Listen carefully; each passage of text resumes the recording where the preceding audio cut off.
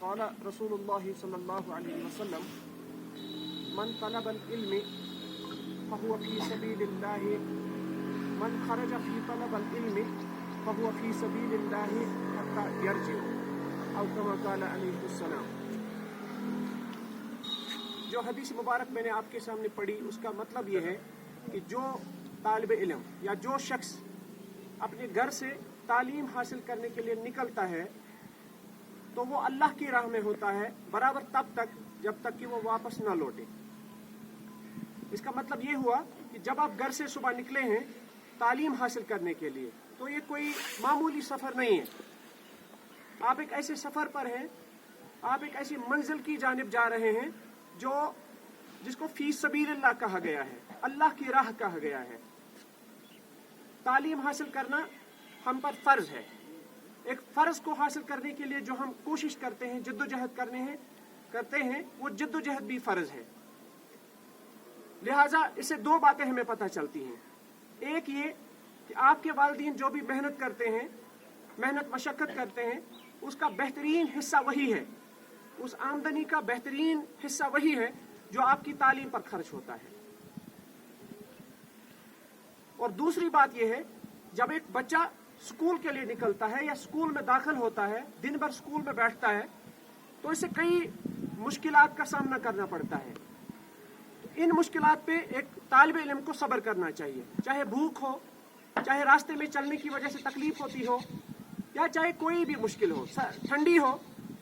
ان مشکلات پر ایک طالب علم کو صبر کرنا چاہیے کیونکہ یہ اللہ کی راہ کی مصیبتیں ہیں. اس پر ایک طالب علم کو انتہائی اجر ملتا ہے. آپ یہ سمجھیے کہ ہمارے مذہب میں سب سے زیادہ مقدس اور قابل قدر, قابل عزت جگہ وہ مسجد شریف ہے. تو مسجد شریف میں ہم صاف پاک اور وضو کر کے, غسل کر کے جاتے ہیں. ہم یہ سمجھتے ہیں کہ یہ ایسی جگہ ہے جو سب سے مقدس اور پاک جگہ ہے. لیکن آپ مجھے بتائیے کہ مسجد شریف میں کون جائے گا؟ مسجد شریف میں کون جائے گا؟ مسجد شریف میں وہی شخص جائے گا جو مسجد کی تقدیس کو سمجھتا ہو, اور مسجد کا راستہ ہمیشہ سکون سے ہی جاتا ہے. یعنی جب تک ایک بچہ, ایک طالب علم کسی درس گاہ میں نہ جائے, سکول میں نہ جائے, جب تک اس کی سمجھ پختہ نہ ہو, تب تک وہ کسی عبادت گاہ کی تقدیس کو نہیں سمجھ سکتا. لہذا جو ایک تعلیمی ادارہ ہوتا ہے, اسکول ہوتا ہے, اگرچہ یہ مسجد نہیں ہے لیکن مسجد سے کوئی کم چیز بھی نہیں ہے. جس طرح ہم مسجد کا احترام کرتے ہیں, مسجد کے فرش کا, مسجد کے در و دیوار کا, مسجد میں صفوں کا, مسجد میں ڈسپلن مینٹین کرنے کا, خاموش رہنے کا, اسی طرح سے ہمیں احترام اور تقدیس سکول کا بھی ہونا چاہیے, کلاس روم کا بھی ہونا چاہیے. یہ کہاں ممکن ہے کہ سکول ہو, کلاس روم ہو, استاد سامنے ہو, بچہ پیچھے شور کرے یا کوئی انڈسپلن کرے؟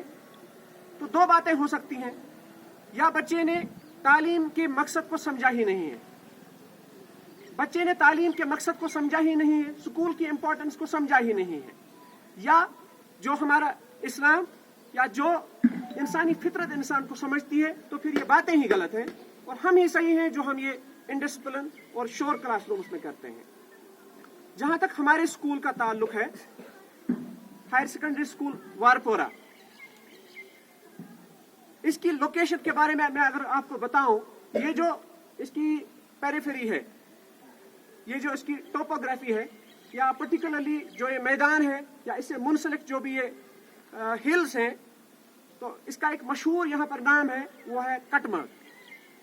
کٹمرگ اگر یہ کوشر لفظ آئے, کٹ شیپ کو کہتے ہیں, اور مگ ایک ایسی جگہ کو کہتے ہیں جہاں مویشی چرتے ہیں. تو اندازہ ہوتا ہے کہ یہ ایک ایسی جگہ تھی یا ایسی جگہ ہونی چاہیے جہاں ایک زمانے میں مویشی یا جو بھیڑ بکریاں ہیں وہ کبھی کبھار گھاس چرا کرتے تھے, ان کی نشو و نما یہاں ہوتی تھی. سننے میں آیا ہے کہ 47 میں جب ایک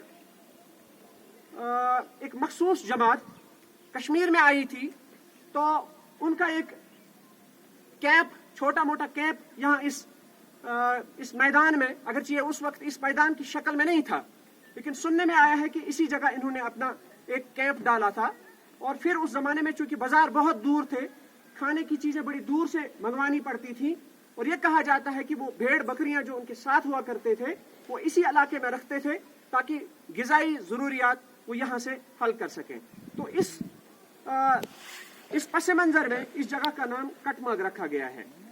मुमकिन है कि इसकी कोई और भी रिवायत हो, लेकिन ऐसा जरूर है कि एक चरागाह थी, लेकिन एक मवेशियों की चरागाह जहां मवेशियों की नशोनुमा होती थी। अल्लाह ताला का खास फजल था, इस जगह को मवेशियों की चरागाह से इंसानों की एक ऐसी चरागाह में तब्दील किया गया जहां से इस पूरे इलाके को, सिर्फ इस बस्ती को नहीं बल्कि इस पूरे इलाके को तालीमी हिसाब से बहुत ज्यादा फैज हासिल हुआ। अगर हम इसकी तारीख को देखेंगे, ये स्कूल बतौर प्राइमरी स्कूल एस्टैब्लिश हुआ है, यानी पहले ये स्कूल 5वीं जमात तक एस्टैब्लिश हुआ है 1953 में एज पर स्कूल रिकॉर्ड्स। लेकिन कहा जाता है कि शायद इससे पहले 1-2 साल ही, यानी कुछ कहते हैं कि 51 में, कुछ 52 में, लेकिन जो हमारा अवेलेबल रिकॉर्ड है उसके हिसाब से 1953 में यह स्कूल एस्टैब्लिश हुआ है एज ए प्राइमरी स्कूल।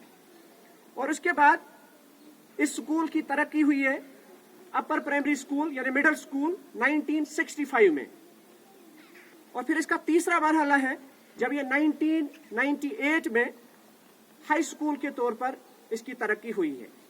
और फिर एक बड़ा सानिया हुआ है 2000 में जब ये स्कूल जल गया है, और इस स्कूल का जो मैक्सिमम पोर्शन है और रिकॉर्ड है वो सारा 2000 में एक फायर इंसिडेंट में जल चुका है।